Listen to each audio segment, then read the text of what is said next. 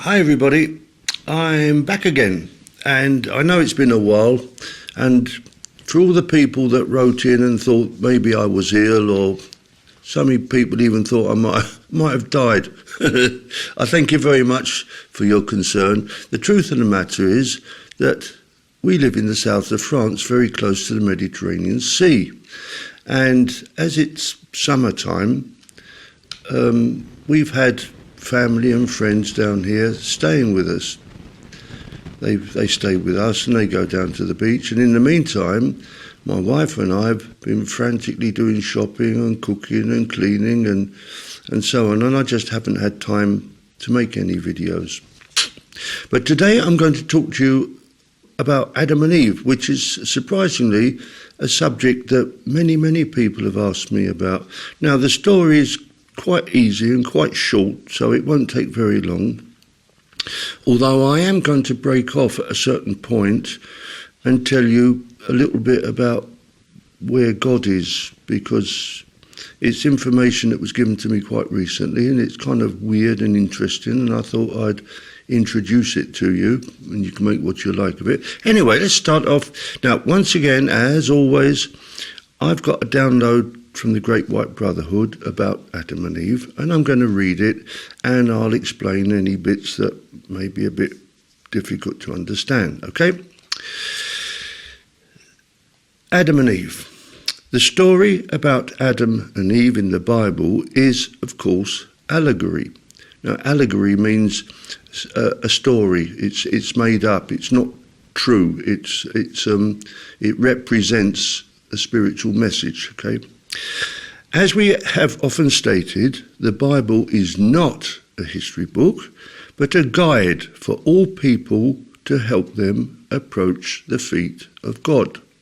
That means you, here and now, not just for people 2,000 or more years ago.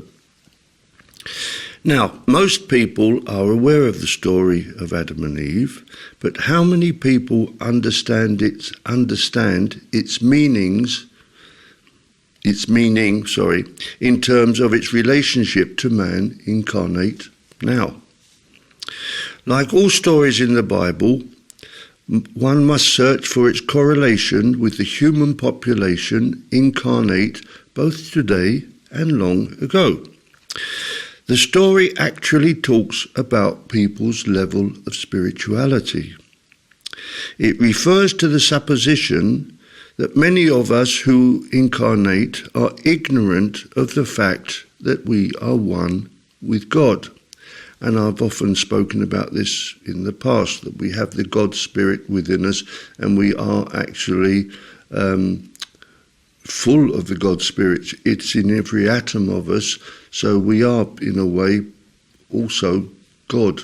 I know it sounds blasphemous, but that's the truth of the matter.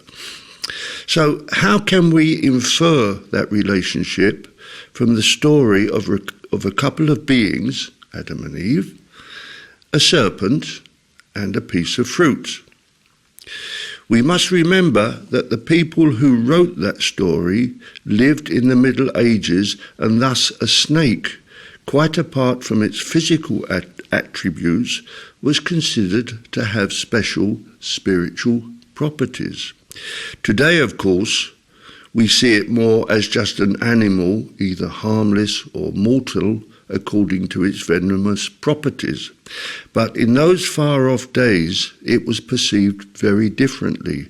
And in the story of Adam and Eve, it represents God, as was understood by those people.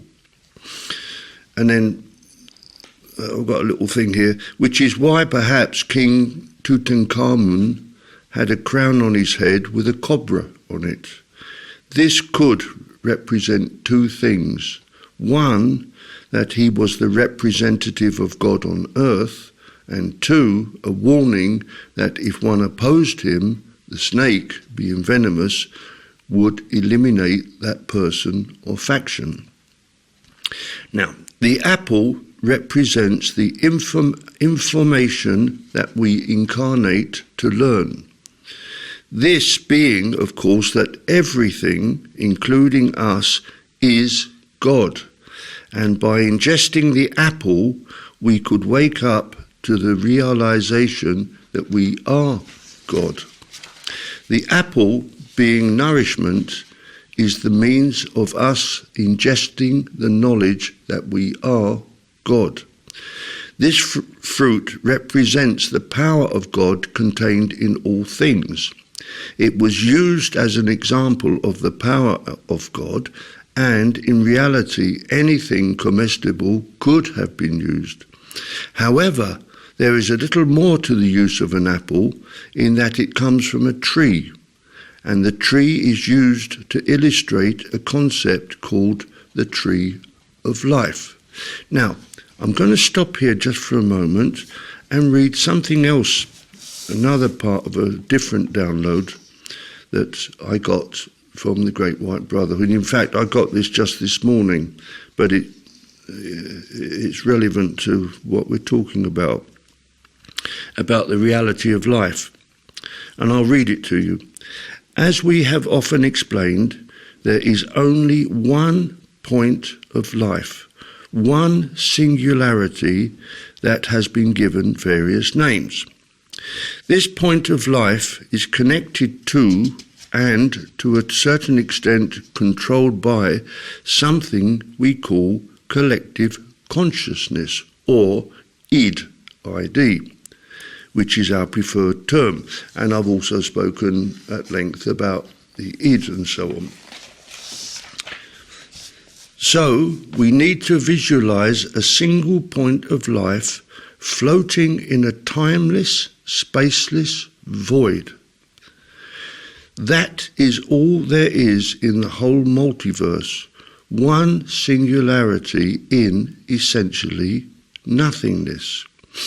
Now, what they're talking about here is the fact that everything we see around us is created by our imagination. Excuse me, itchy nose. Is created by our collective and individual imaginations. And if we could see behind all this illusion, this matrix, we would find that we are actually just part of this point of life in a totally empty void where nothing exists. It's most weird, and I'll make a video about this another day, because a lot of people wouldn't even be able to comprehend what I'm saying. But I wanted to mention it just to get the idea in your mind. And I've got one more little sentence or two to read. We have been asked why God exists in apparent nothingness. We have already explained this, but we'll do so again for those who are curious. God created the whole multiverse, all the different layers, 8 basically, all the different dimensions in which everything exists.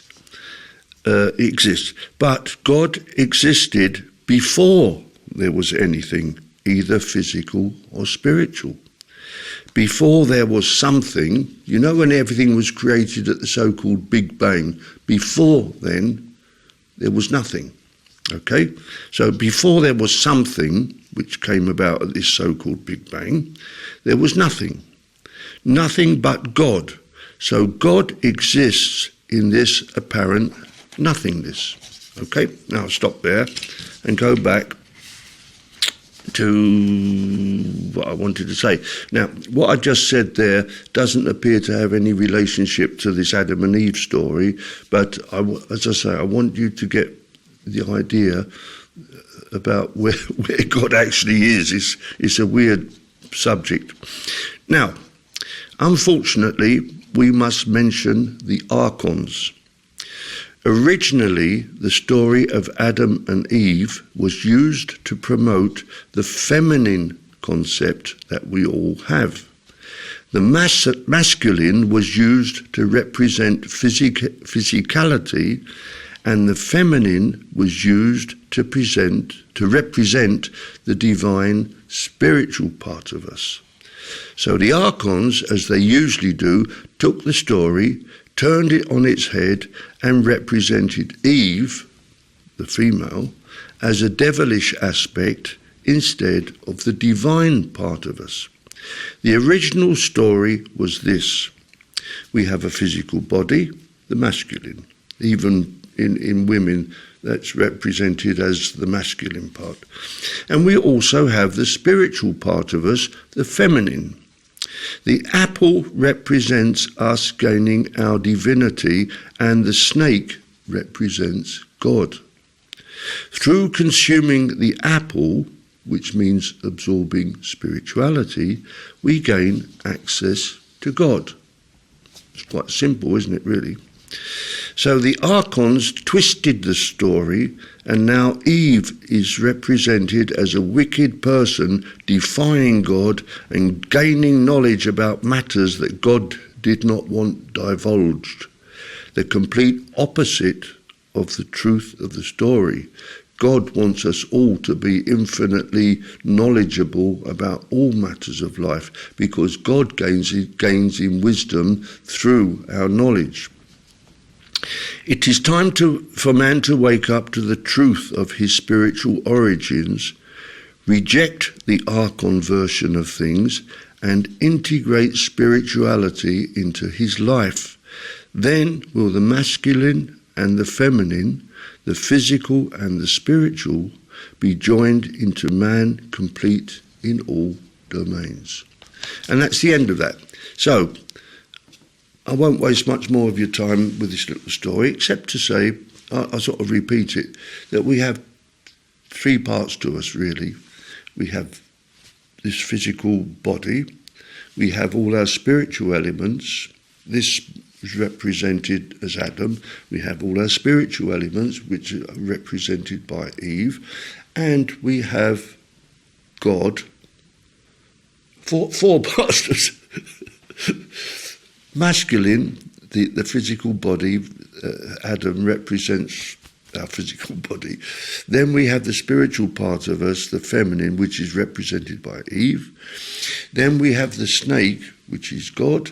And we have the apple, which is the knowledge of all life that we needed to absorb in order to be able to live correctly, and also to pass that information to God so that God becomes infinitely more wise. Okay, so that is the story of Adam and Eve. I've no doubt many of you think it's crazy.